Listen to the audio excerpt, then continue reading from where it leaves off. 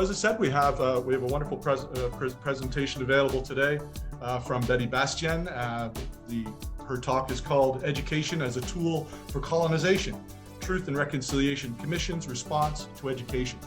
And to introduce our speaker this evening, or this morning, is our steering committee member and longtime member, Wei Jiao. Wei. Thank you, Richard. It is a great honor and with immense joy that I'm introducing Professor Betty Bastien to you today. And at this point, I would ask Betty to say her Blackfoot name and perhaps explain a little bit your name. My Blackfoot name is Sikapinaki, and it was given to me by my grandmother, my maternal grandmother, and her name was Sipi Namayaki. And what it means is black eyes woman. And so when I was born, I had these huge black eyes that I guess was just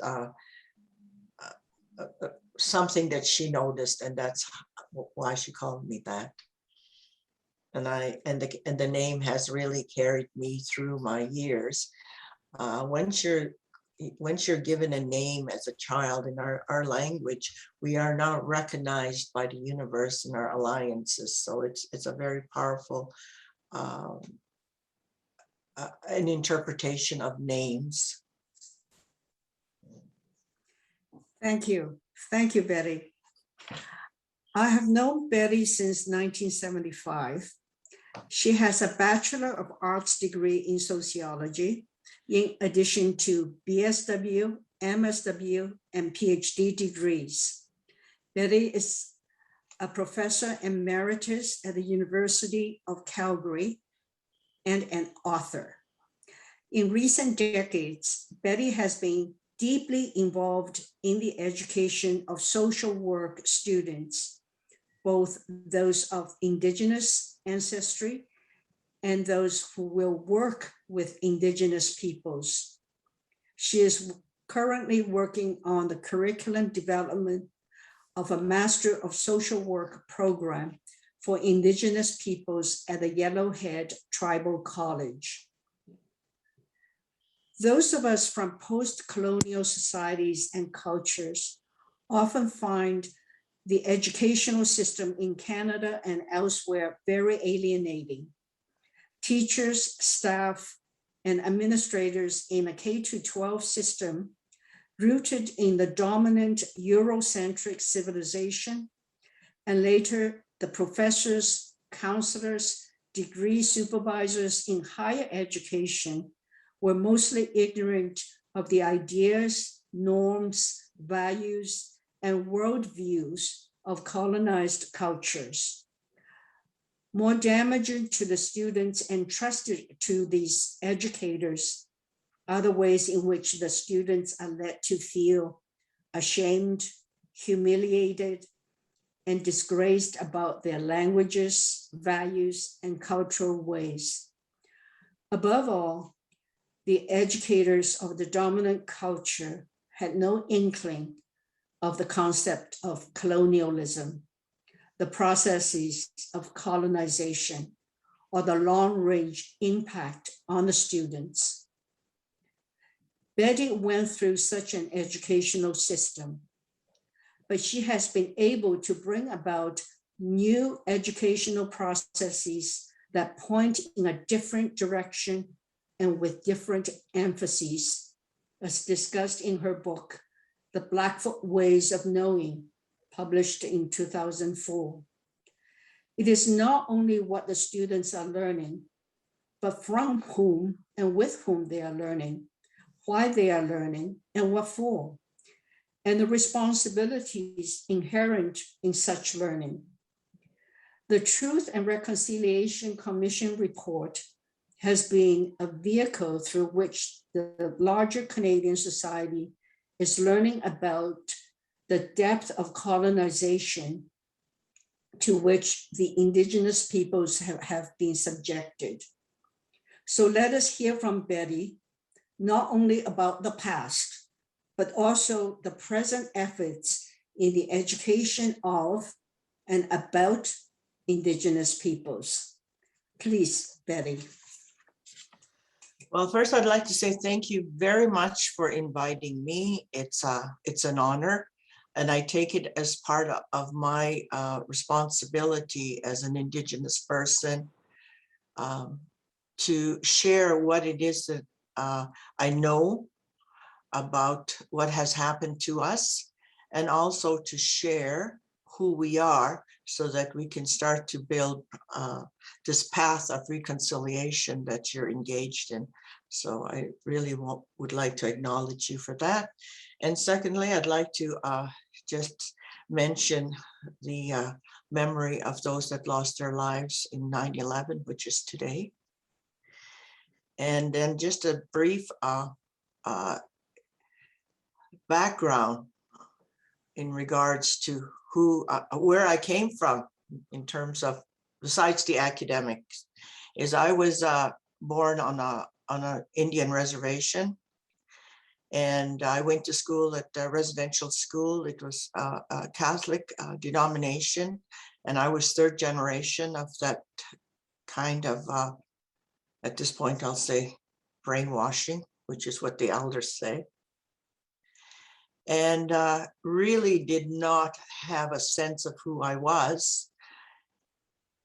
But in retrospect, I now understand what happens to people who are brainwashed. And secondly, I try to understand my surroundings in terms of this relationship with the dominant society. And found myself in university. And I have often said this, my experience at the University of Lethbridge, the bedrock of that education was my classes that I took with Dr. Zhao. And she set the foundation for my education. And I can attest to my success was her teachings, because now I could understand and place myself in society and create a future for myself. So I just want to publicly acknowledge Dr. Zhao for her friendship, her mentorship, her scholarship. Made a profound impact on my life. And I can truly say without that education in my BA, I wouldn't be here today. So thank you. I will start with my presentation.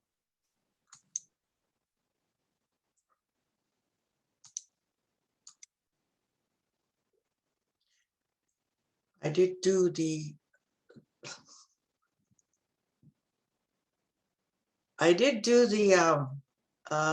full screen, but it didn't show up that way. So what I will do is I will just move this, and hopefully you can see, you'll see most of it. Okay, so now, so as mentioned, education for Indigenous people has been a tool for colonization. And I will be addressing the call to action for, no, I would really prefer the other way. I'm going to say I can see my slides from here. So, okay. So, so in terms of the response to education, the first thing that they speak of in regards to the call to action is the to recognize the self-determination and self-emancipation and renaissance of Indigenous communities. And those are really beautiful words. And to address the genocidal policies and practices at all levels, which includes the curriculum, funding, and teacher education. And basically, in other calls to action, our relationship with a dominant society in regards to education, the higher institutions of learning.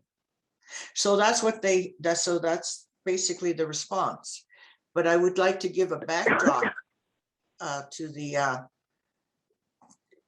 calls to action, is that our indigenous education has been over 10,000 years, and some, may theorize that we've been here for over 20,000 years. But we've survived very well with our education prior to contact, as much of the literature would show. And that's older than the Neolithic period, the Stonehenge and the Egyptian pyramids. So our science has sustained us and sustained our environment, at least for over 10,000 years. And it's in who we are and how we relate to our environment and to each other, who we are as human beings, how we understand ourselves as human beings. So that's a real kind of comparison in terms of what the government is saying and who we really are.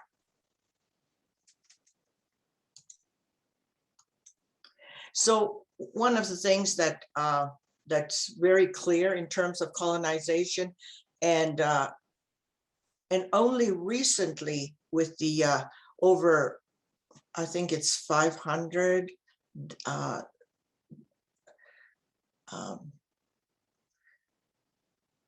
unmarked graves that they found, then there was some realization or awakening that there was something going on in these residential schools and the purpose of those residential schools. And so I think it was an awareness for all Canadians and people in the United States, because the same kind of practices were happening in the United States and in Australia and in other countries that were colonized. So we're not the only ones that we had that experience. But this little read here was given to me by a friend of mine, and this was for the people in India, but you can clearly see the same experience was for Canadian Indians, American Indians, North American Indians, and they admit that, and you can see India here, that they found that there was no beggars. We had no beggars. And we had moral values. They call it moral values, but they are basically an alignment with how the universe works. That's who we are. So you can call them moral values, but we align ourselves with the properties and the laws of the universe. And in that way, we become to know who we are. We have our own journey of becoming human. And so they said that they could never conquer these indigenous people until they broke the very backbone of their nation.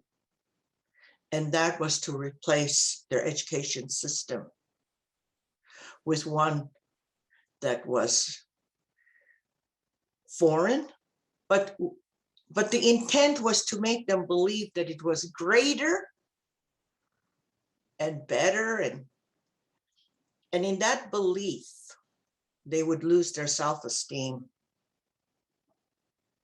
And once they've lost faith in who they are and in the world in which they live, then they become truly dominated. And that was my experience coming out of residential school. So when you look at that education system and you look at some of the statistics, only 48% of on-reserve First Nation students have a high school, a certificate. And during the despair that exists that was constructed out of these practices in 2008, 2010, 22% of those living unreserved had thoughts of suicide. And this is a very underreported statistic. I've looked at the reports that the hospitals have made, and they're not reporting them properly. And other literature has suggested that this is underreported. And 13% of those have attempted. And you compare that to 9% of Canada. And the poverty on reserve, for those that do move off reserve, 2/3 of First Nations live off reserve. And for those of them, half of them are employed, and many work in multiple jobs, and they attain part-time work, and most time it's not of their choice. And for the people who are in custody, 42% of female custody admissions are Indigenous. That's a statistic that I continue to amaze me. So in terms of the Truth and Reconciliation call to action, they said they would address the disparity. But there's a huge disparity between the TRC and human rights that wasn't acknowledged. One, the continuous institutional structures, all institutions, undermine the capability of First Nations to self-perpetuate. So there isn't the acknowledgement of our existence or who we are. And in many of the institutions, the policies and practices undermine who we are, or they create barriers that we can access those services that are available to other Canadians. So there's a very clear policy to undermine our capability for self-perpetuation. And secondly, in regards to human rights, is the deprivation of resources, even for basic thriving to secure a future. The poverty on First Nation communities is dire. You've seen that on the literature. I mean, you've seen that on TV, on the news. And so there isn't the resources necessary to continue the struggle for self-determination. And those are the aspects that need to be addressed. And how it's been done, there's people who I have over time, and you hear that in the polls when they talk about Indigenous people, is that the idea of just pull yourself up by your bootstraps, or, you know, I'm so tired of them complaining. Why don't they just get on with their lives? Doesn't the taxpayers pay for their existence? Like, what more do they want? Well, there's definitely an apartheid system. And that apartheid system creates structural barriers that does not allow us to pull ourselves up by our bootstraps. And the funding that comes through what you would call the taxpayers' dollars is that in our treaties, which are never talked about, I come from Treaty 7, the Blackfoot Confederacy signed Treaty 7. We relinquished all our land because there is Aboriginal rights to we have Aboriginal rights to our land. So we gave up all of that bounty for us to live in coexistence with the settlers. That didn't happen. And there isn't much mention of that. We talk about the Indian Act, which is a legislation by the government of Canada.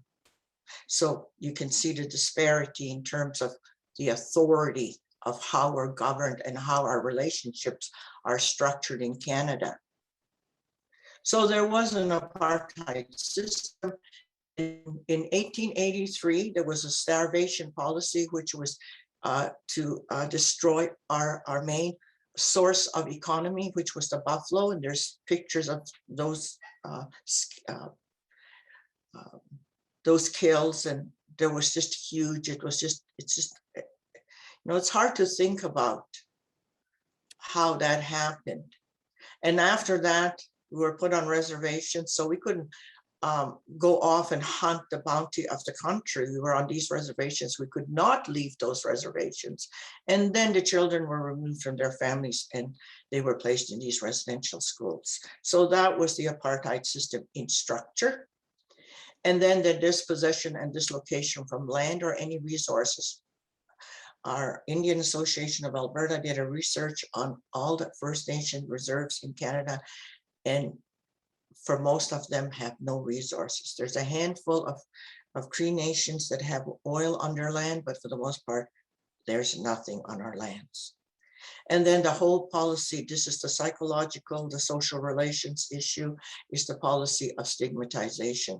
We're not quite human, and we are treated accordingly. If you think of the northern people who had no water, and their system mixed with their waste, and the children were having sores on their legs because of that water. Well, that's a result of people are not quite human. And so in the history, you will see that the literature talks about First Nations as heathens, savages. I think it was in 1612 that the Pope declared us humans. So there's that whole constructed deficiency, and there's literature's full of theories and treatment for, First Nations because they're deficient, they're inferior. And of course, the forced sterilization of women, that's well documented. And of course, the continued construction of poverty, marginalization, and criminalization, all based on racism, which is this idea that we're not quite human, we need to be civilized. And there is actually an act that says the Gradual Civilization Act. And the apartheid system is very clear through the legislation of the Indian Act.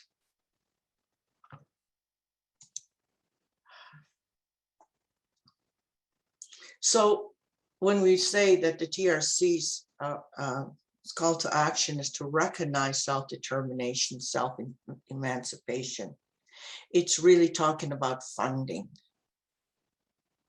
If you look at the calls to action, it really addresses funding. So when you think of what I had just said in the slides before, and then you look at what's being proposed is funding, collaboration, consultation.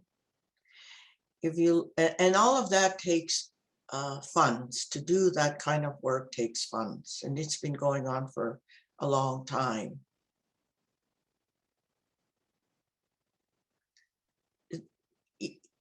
It's difficult to understand the magnitude of deceptiveness.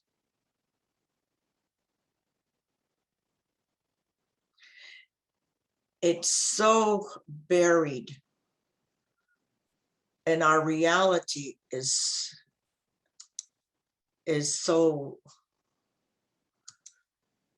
I guess the illusion of the reality in which we think we live is so deep that it's difficult to be able to deconstruct unless you spend, like me, a lifetime.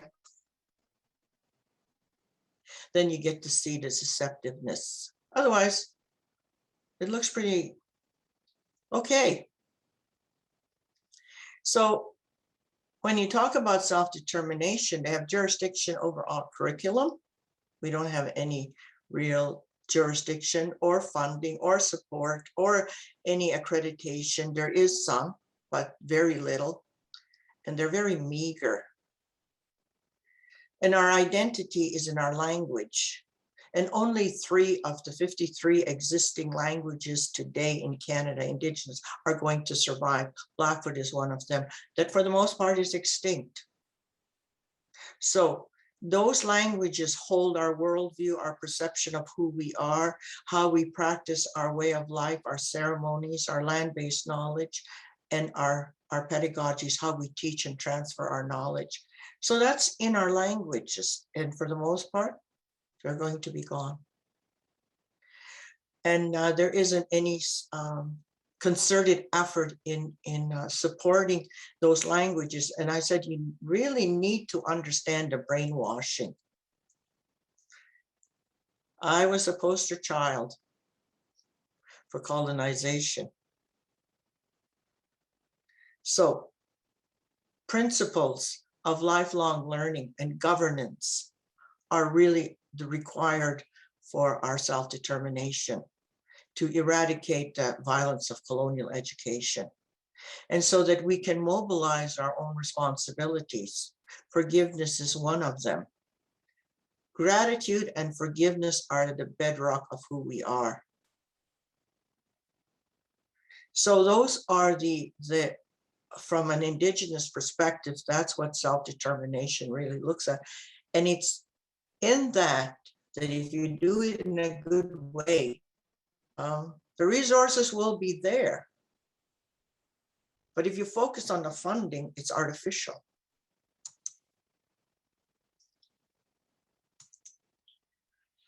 So this, in regards to the TRC, this number 62, this is what it speaks to. And it actually says in consultation and collaboration with survivors and education. And what they really are talking about is the curriculum. And they talk about having the mainstream schools learn about residential school, learn about treaties and the contributions from kindergarten to grade 12. They talk about post-secondary institution funding to educate teachers and have Aboriginal schools utilize Indigenous knowledge and teaching methods. And they want to have somebody in a senior position to be able to dedicate themselves to Aboriginal education. So when you look at this, this is very superficial and it's very directive and it's not relational. I was in the presence of my grandson who is in grade 5 and he was online because of the pandemic and the instructor was talking about residential school. And the concepts that are used to express and educate these children regarding residential school was so removed from the experiences. As we know, concepts are abstract ideas. And if they're not grounded in experience, as human beings, it's difficult to relate to them. And that's what I seen in grandson's lesson. And I told him, why don't you say that the impact of residential schools is that you don't know your language, that you don't know anything about your language, and that's an impact. But there was no room for him. And I don't think they would have really understood at grade 5 what that meant, but it frustrated me. But that's where the funding is going. And it's really a waste. I think those students, if I were them, I would have got up and got a cookie. They're not engaged. And that's relevance. So that's where the funding is going, as opposed to from a Blackfoot perspective, it is a collective experience. So if the students could understand the human aspect of what happened in these residential schools, the students would understand, they'd relate to it. That's reconciliation. When they found those unmarked graves and they were in the news, my grandson, the one that's in grade 5, he shared with us that a lot of the students came up and hugged him. The children felt that compassion. And even one said, I'm so sorry that that happened to your people. So it is there, but the education system isn't conveying that understanding. And so for us, it's a relational alliance. You and I need each other to survive in this world, not only in the world, but on the planet. And we have certain responsibilities of how to behave and who to be.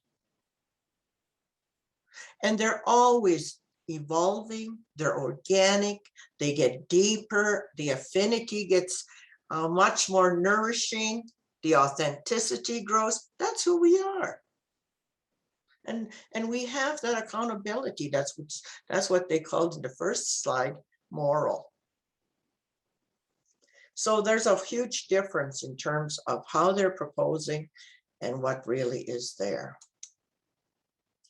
So in 63 of the calls to action, talks about the minister to maintain a commitment to Aboriginal issues. In retrospect, to be able to call that into action really speaks to the non-commitment. As First Nation people, as the indigenous people of this land, at least we know that for 20,000 years. Why is it that Canada has to say, let's remember them. Let's remember they're here. And let's remember that, there's some issues that we need to discuss in regards to, a group of people that were here before we came. So that speaks to the curriculum again in terms and developing resources and teaching the residential school and teaching the history. It's not our history, it's their history that they're teaching. And they want to build some capacity for empathy and mutual respect. And I feel that it's in the understanding of our commonalities as human beings and a vision for a future as human beings that we can create mutual respect. That's a long journey in regards to where we stand with Canada today. But forums like this are a beginning, and hopefully that people will be able to influence, governments and other senior administrators in certain schools or projects where they take a more humanistic approach. So from an Indigenous point of view, when you talk about a commitment, we have an understanding in our language. We say, ich bipu tuts, ich bipu tuts. There's no doubt in our minds who we are when in understanding that word. We have a collective sense of who we are as human beings. And inside of that, we know how to behave so that we all survive, that we all nurture each other. What they call values really are responsibilities. Those responsibilities sustain life. We understand it to sustain life. And the language provides that information and it transfers to us, because in the language, it alters who you are. If a person in our members, among our membership, if they in teaching, they understand what Gebutduts means. There is a path, just with that one word, there's a whole path for your life. And you know that it's going to sustain you and it's going to nourish you. Not only you, but the people that you're with, your family, your community. And it's an alignment with the source of life. We understand it as Ishtabatabiyu, our source of life. And other people can call it the force of life. There's other names from other cultures, but we understand that there's something greater than that has life grow. Why do trees grow? Why do the flowers bloom? And our whole way of life is based on reciprocity. So we understand that how we treat our environment is how we're going to be, what our quality of life is going to be. Our ceremonies are the renewal of those responsibilities. We call them our alliances, our cosmological alliances and our natural alliances, that we create that reciprocity. So and it's seen as a kinship system. So in understanding who you are, you have a kinship system that's embodied in the universe, in the natural world, in your family. So it just goes on and on. And the more you know who your kinship is and how to behave, and you become stronger, more resilient. So it's a powerful way of being. So that's what we call our ontological responsibilities, and they align us with our universal alliances, and they're transformative. So 64 talks about redressing the legacy of the education. And one of the things on this side of the slide, they talk about providing public funds for denominational schools. Now, I don't know how that happens, but that's part of the colonization.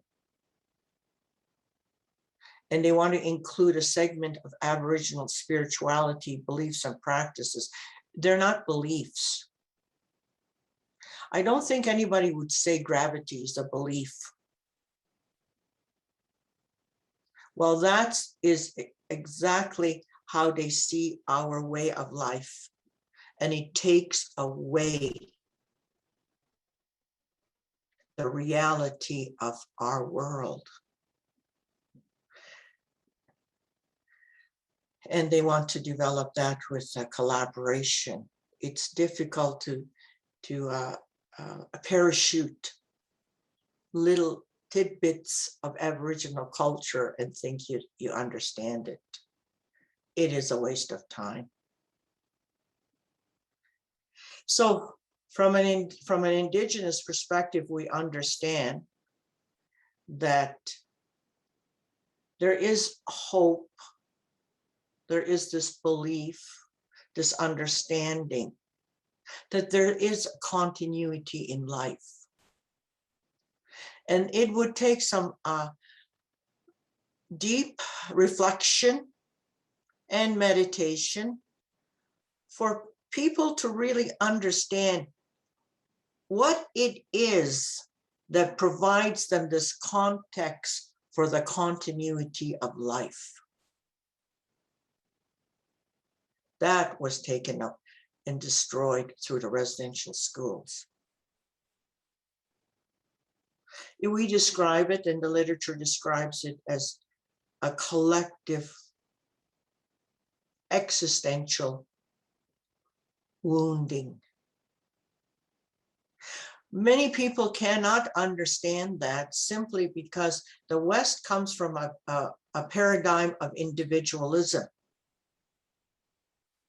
It's difficult to understand a collective spirit, the unity of consciousness. Our language holds that unity of consciousness. We call it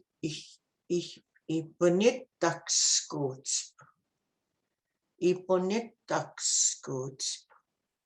That means there was a severing of our sacred relationships, that force, that source that connects us to something greater than who we are, severed. And that's the collective wounding. And the individualism, the fragmentation, the isolation, all contribute to that. The idea of individualism contributes to that. So it's a very deep wound, and for the most part, understand that governments do not understand what really is at stake here. And 65 talks about the active role in addressing the education. And they talk about the social sciences, humanities. I've got 2 calls right now with people who want to do consultation with me in regards to this. And when I sat on the committee for SHIRK, any indigenous projects that were coming through needed to include the language. How could you understand the worldview, the practices, the behaviors, the values, if you don't use the indigenous lens through language?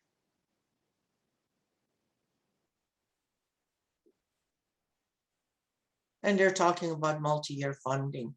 If they're developed from an indigenous perspective, using the language and having indigenous participate in the knowledge building, then yes, but that is not what's happening.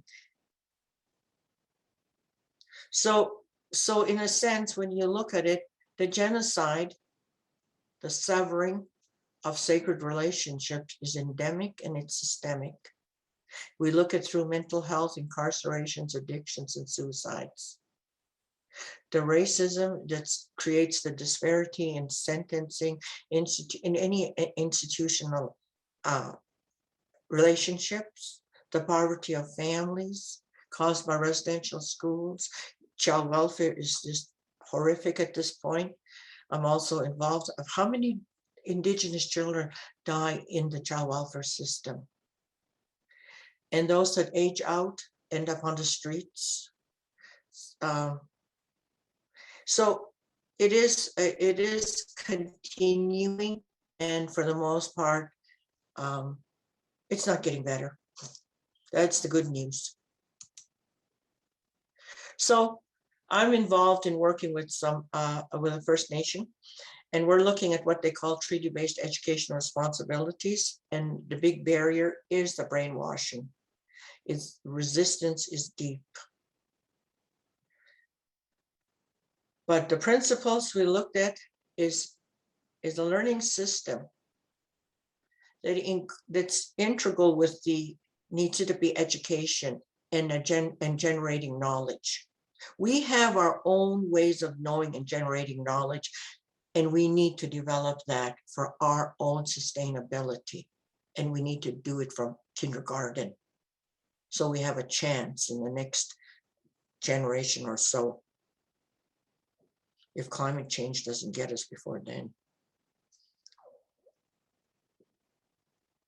Lifelong learning through language, and the stories hold the knowledge that we need to sustain ourselves and to build that knowledge. And And through that, our children will be able to have the confidence to build their knowledge, to sustain themselves, and be successful in the Canadian society. The actions that they need to take is they need standards for treaty-based education. They need to be able to transfer this knowledge through experiential learning, because it's embodied in who we are. It's not something that we cognitively, I know and I think I understand, but to live it and experience it is actually the mode of our pedagogy. And that will be transformative because we align ourselves with the energies of the universe and nature and each other. And that has to be, the teachers have to embody that knowledge and that way of teaching. And First Nations need to set some very high standards about the outcomes in reclaiming their education. Given where they are today, where they're at today, they really need to set some standards about where to go. So thank you very much. And that is my presentation. Okay, well, sorry,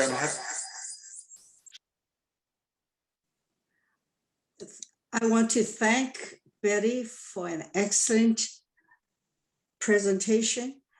You have not only given us knowledge, filling in some many holes in our general understanding of the Indigenous peoples, but you have given us kind of indications of how to go forward. And I also want to thank you for your words at the beginning regarding our relationship. Thank you. Okay, thank you very much. All right, well, so thank you very much to Betty Bastien for presenting today, and thank you to Wei for bringing her to Hat today for this very interesting presentation. Certainly goes a lot deeper than some of the conversations we've had regarding the Truth and Reconciliation Commission or to the calls to action that we've been presenting. And so we have this great opportunity now to talk with Betty and get more information on what she's given us today. So I would hope that you would, at this point, put your hand up and give us a very informed question, and Betty can give us some interesting answers. If you can keep your comments to a minimum at this time, as the time goes on, we may have more time for discussion and sort of more fulsome comments. But let's, as I said, take full advantage of Betty's scholarship and position and experience in this manner to ask her good questions that she can give us good answers to. So we've got a question already from Moses Klein. So Moses, why don't you go ahead? Okay, thank you for very interesting and informative talk. One point that struck me, you analogized First Nations spiritual principles to physical laws. If I understand correctly, you were suggesting the language of science was more appropriate to describe them in our framework than the language of religion. Could you please clarify why, ideally with an example to explain why you consider such teachings more akin to scientific principles than to religious beliefs? Oh, that's a very good point. See, our way of life is not religion.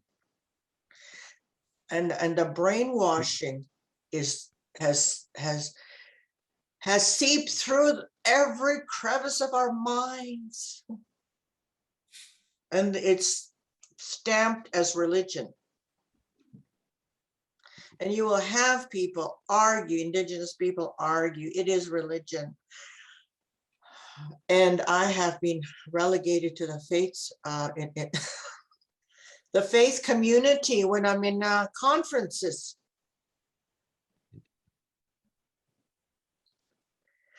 I'll give you an example. Is the sun. And that was, this is not taught to me. In fact, in my early, when I started revitalizing my own identity, trying to find myself, and after 3 degrees, I decided to go to some elders. And I asked the elder, very prominent, highly respected, inside the ceremonies, deep inside the ceremony. I said, you know, they talk about not to see in our prayer, in what would see, you can see right away and I catch myself, my colonization is just like there all the time. And so I catch myself though, sometimes. So anyway, I said, we always say not to see. As our understanding as the greatest manifestation of Ishtabatapiyo, the source of life. I said, could you explain that to me, what our relationship is? And he said, that is your journey. We have a story called Scarface. It's in the literature. And it's his Scarface's journey to the Sun Lodge. And that speaks about to what our journey is in finding ourselves, in finding our relationships, in finding our alliances, and of course, finding out how we relate to Natusi. So in the science part of it, what's going to happen once this, if the sun blows itself up, or we have so much you know, the warming of the earth, what's happening to all of the earth because of the warming of the sun, the relationship we have with the sun. Everything we do is related to the sun, everything. And we're starting to find out how that relationship works on the planet. And it's affecting many people. This summer, it affected our neighbors to BC, and we were, for 3-4 weeks, we had smoke here, and people were affected, old people. And I know that in BC they had deaths there. And that's the kind of why they would say Sundance. They had some inkling. But that's not even true when they say Sundance. It's the coming of together. It's that unity consciousness that we strengthen when we come together in that circle. And of course, the sun is the center of that circle. So our science is regards to how we keep balance, not religion, not faith, not belief. I hope that gives you an inkling of why I said what I said. Okay, thank you very much. Thank you, Moses, for that great question. Okay, do we have, I have a question actually. There was something that Betty said during her presentation that was very interesting to me. She said, I was a poster child for colonization. You gave some ideas about what that meant to you in your answer to Moses there, but maybe you could expound on that for me, please. Well, as a third generation of residential school, all I understood was Christianity. See, Christianity gave us a way of behaving. And as you understand, it was blind beliefs, in my opinion. This is solely my opinion. But after 3 generations, there was no evidence of Christianity, but I thoroughly believed it. Can you, I mean, can you, it boggles my mind when I say it. So coming out of residential school, there was remnants of who I was prior to residential school, and I'm very grateful for that. Children who are removed from their families, you know, after 2 years old, they don't have access to that. You know, when you look at Harlow's monkeys, had they had any access to their mothers prior to, you know, being put in those cages, would that science been any different? Would it have given us other information about how many years a child needs to spend their time with their mother? So that's why I say I was a poster child for colonization. I just had all ideas. I was very good. Okay, I understand. Thank you. All right, we have a couple of other questions set up on the agenda here. We've got Karen Lynn up next. Good morning, Karen. Wow, that was fast. Thank you. Thank you so much, Betty, for this incredibly insightful and useful present. You mentioned early on, I'll have to paraphrase, I didn't write it down fast enough, that there are 42% of custody admissions are women. I assume by that, I think it means, does that mean that 40% of the custody of children is at some time or over time composed of 42% of Indigenous children? That's the first part. The second kind of corollary is, what is the effect of the adoption of Indigenous children by settler colonizers? Thanks. Well, I have two friends that were adopted. They're colleagues, and both of them wrote about their experience. And one just was adopted into a higher middle class family. They were professionals. Both of them were professionals. And she also had a last name that was very prominent in the area. And people recognized her, and she was visibly a minority. Mhm. And her experience was that no one understood the disparity of who she was in the environment she lived. And as a result, and I think I have the same, I can relate to that too, is that you become very angry when you realize that no one acknowledges your experience of who you are, in a sense. Mm. In terms of the incarceration rates, women, for the most part, like you say, of all those in Canada, 42% of them are women, are Indigenous women. And when they did some research around who was going to into these institutions, both men and women, a lot of them came from child welfare recently. But I would say years ago, because we're in the last generation of residential schools. I am one of the last generations that attended these residential schools. So in the next generation, you will not have people who have experienced the residential schools. You will have people who have on the West have studied us, and from the Indigenous community, people who have heard about it and said very little to like my parents never told me their experience. And I never told my children really what their experience was. It was this whole notion about reconciliation that said, oh, there was residential schools. Oh yeah, you went, kind of thing. Yeah. It's like war heroes and people who went to war. They don't want to talk about it. And I don't know.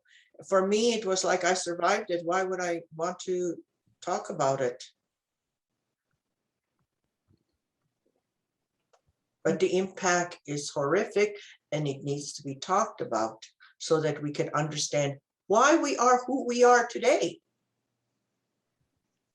Can you tell us the best resource to find out about the real lived experiences of kids who, quote, graduated from residential school? Well, I think the TRC did a good job. A lot of people gave their testimonies. Mhm. So I think that's a good place. Thank you. Okay, thank you, Karen. We've got a question from Elka. Good morning, Elka. Morning. Thank you very, very, very much, Betty, for your presentation. I'm concerned with language. Language is very important. Every people, the language expresses everything within a culture, within a people, and it's used for every living experience. So I'm especially interested in how a language deals in a culture with swear words, words of anger, because that gives a lot of insight to how a society looks at different issues. So for example, in English, our words of anger and of frustration and of swearing are all related to sex. In French, those same words are related to religion. And in Yiddish, in Yiddish, it tends to be very dramatic or expressive. So for example, if you want to tell someone not to stop bothering me, you say, "Hak mich nicht ein Scheinig," don't bang me a kettle. Or if you want to tell someone to go to hell, I'm really angry, you tell them, "Zoals een wachsen wie het zippel in Koppendreer." You should only grow like an onion with your head in the ground. So this tells you about the culture. So you see, you're laughing because this is Jewish humor and it comes through in everything. So that tells you about the culture and the language. So I'm interested if within indigenous languages, and I know they're broad and they are different, but maybe you can talk from your own, talk about how anger and those kinds of things are expressed. Thanks.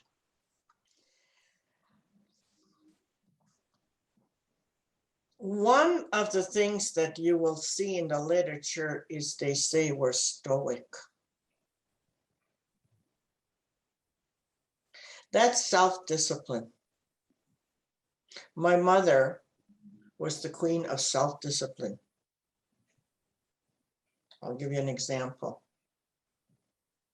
We were at a wake of a very prominent elder on our reserve. And of course, I was young. I was not among the mourners and the grievers. I was outside in the vehicle listening to music. All of a sudden, there was this huge light. It was daylight that appeared. And I wasn't the only one. There was other young people sitting in the vehicles that came with their parents. We all rushed out of the cars. We went towards the light, and then people started coming out from the house. And so there was a group of people around, and I looked for my mother. She wasn't there. I ran into the house, and she was sitting beside the widower, comforting her. And I told her, "Come out, there's a light out there." She said, "We are not here for that." And so I left her, ran back out to see what was going on. And one of the children was standing there, and she said that her dad, which was the deceased, had been there. And he said, "You be kind to each other." I would never believe it if I didn't see it. So kindness is the core of who we are and our relationship to the universe. And we understand that universe is a giving universe. It's out of kindness. It's the English word, doesn't really translate. We say, "Kimmapi biksit." So when you talk about, anger, our efforts, our culture is based on this focus. The mission is to nurture, and we understand nature or anger to destroy.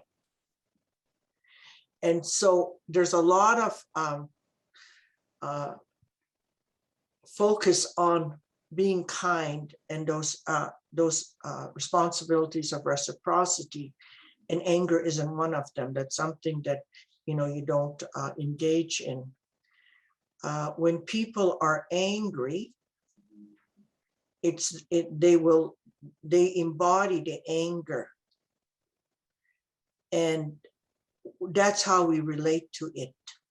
It's the embodiment of the energy of anger, whereas the culture teaches that we embody a child. And you see children, and they're very kind to each other.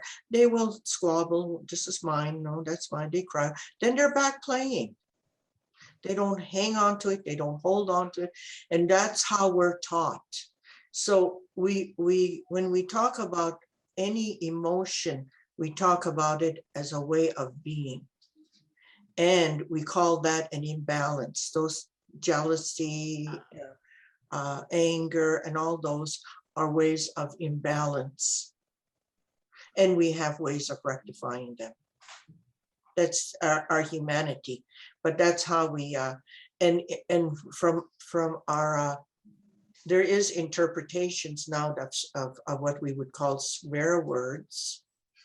But the closest that I can say prior to contact, because we have now swear words, our language has evolved,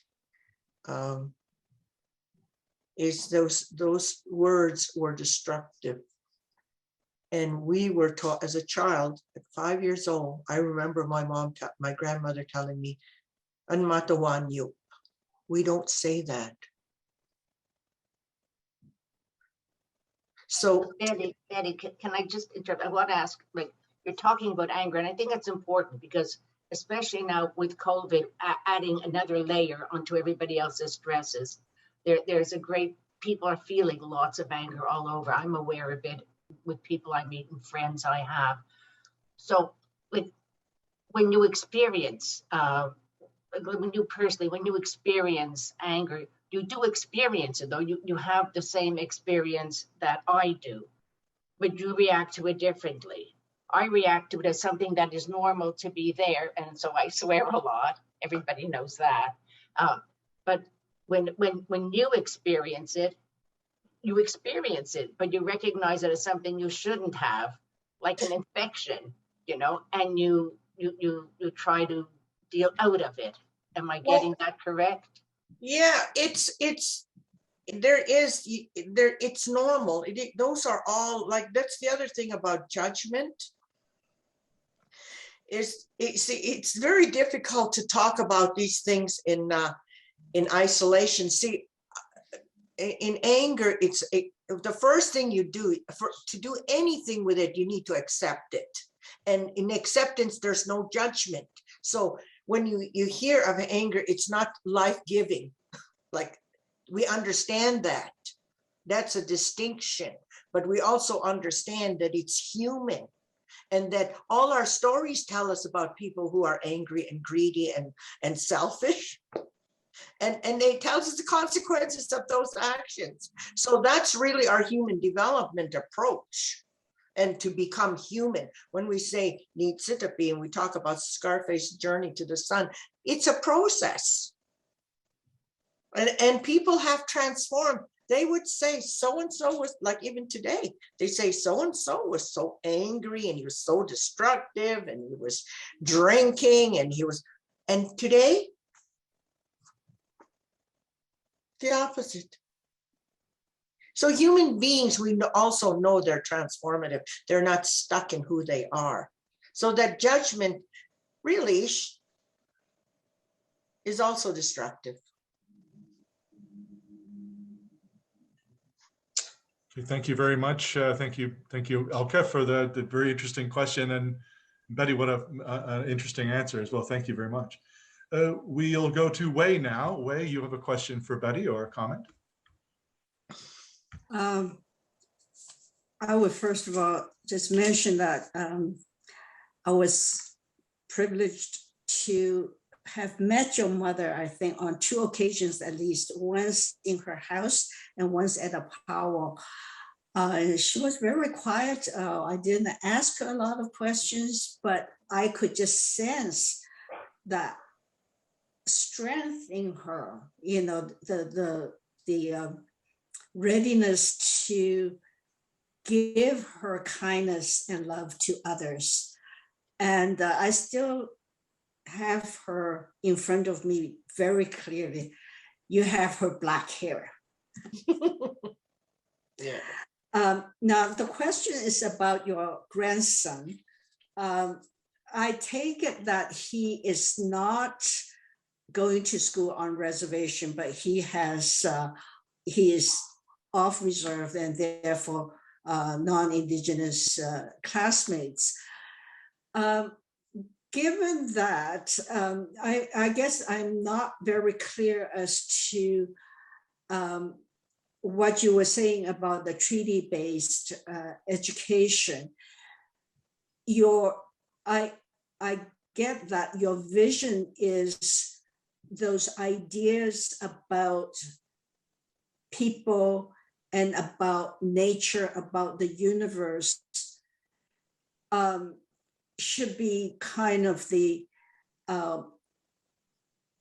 foundation and the overview of not just the education of Indigenous peoples, but of all Canadians, for all of us. And I really, really appreciate your comment of your values are not religious beliefs.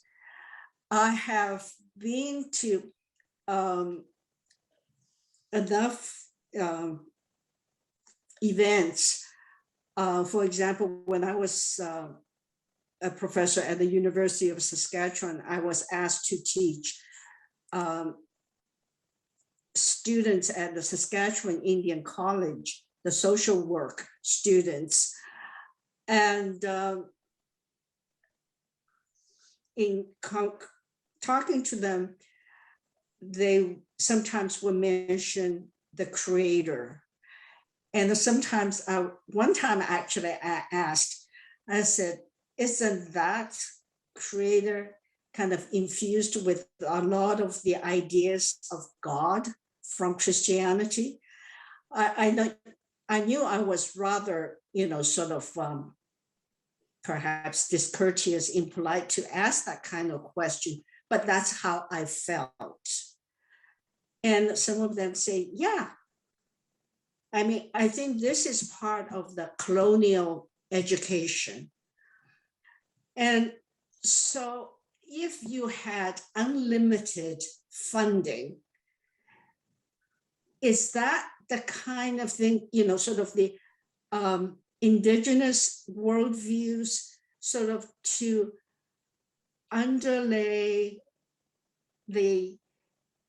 our whole educational experience, that instead of kind of denigrating the Indigenous peoples being superstitious and those values being religion or beliefs and so on, that in the 20 to 10,000 years of experience on this planet, on this continent, that you have, developed that kind of knowledge of the affinity between people and animals and plants and, the whole universe. Now, if we had unlimited funding, I think perhaps that is possible. But now it comes to the other question, and that is, you said of the 53 Indigenous languages in Canada, I believe, but because if you include the United States, there will be far more. There are only 3 that might survive.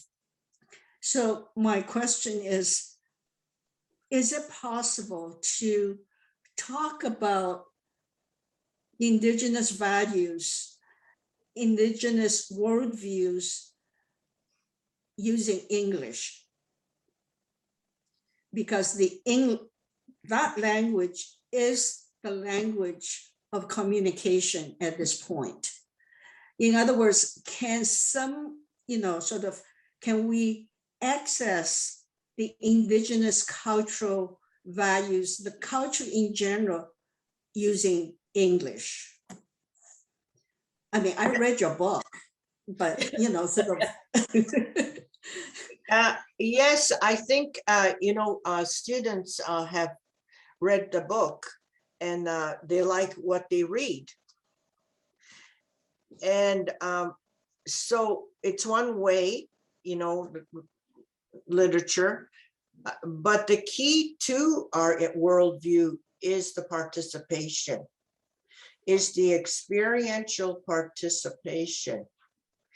So when I was teaching, I had a course, Indigenous Ways of Knowing, and I took the students to the land and I took them to ceremony. And I had people who transformed, who really, I have one student, she had a rock and she wrote on it, and she said she really, transformed. It's like, yeah, it's like she's totally reconstituted herself. It is through, because the teachings are there, the knowledge is there, but it's in the experience that you get to know. We call it iskini. When we tell each other iskini, we know it to be true because we experienced it. And in my book, I talk about the one experience that just changed my life, from poster child to resurgence, in one experience. And that was at the Sundance. So it's very possible, but it's that experience, the experience that's really the key. And if people are willing, see, that's where what we have today is a lot of resistance. Our identity is very hard to let go. And you can see that with climate change, is that at what point with governments and corporations actually make those changes that's going to be sustainable for the planet and for our humanity as we know it, our species, and those that we share it with. At what point?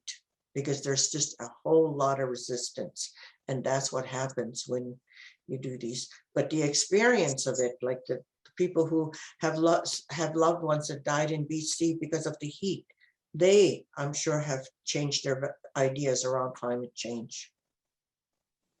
Does that answer your question? Thank you, Betty.